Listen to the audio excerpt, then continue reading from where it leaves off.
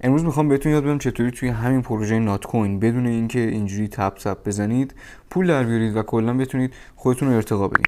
وارد بخش ارن بشید و صبر کنید تا کامل بالا بیاد. من یه خورده اینترنتم ضعیفه، یه کوچولو دیر بالا میاد.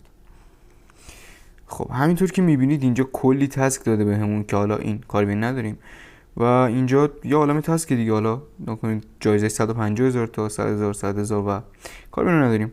ما میایم روی برای مثال تون استارت لانچ پاد کلیک میکنیم، منتظر میشیم تا ربات کامیونیتی بالا بیاد و ببینیم که چه کارهایی رو باید انجام بدیم. اینجا یه لیست از کارها هست که نوشته می تون استارتر، یه پروژه آشناییه، فقط اینکه 4 تا اینطوری نکست و تموم شد و رفت. تیکش خورد. تون استارتر این نامبرز داره فقط این پروژه رو بهتون معرفی میکنه، اصلا چیز خاصی نیست، شما فقط باید نگاش کنید. ویزیت سایت رو میزنید و اصلا لازم هم نیست بازش کنید. باز میاد برمیگردید سر جاش، منتظر میشید تا تیکش بخوره. تیکش خورد به همین سادگی. میگه توی کانالش عضو بشو، میریم عضو بشیم ببینیم.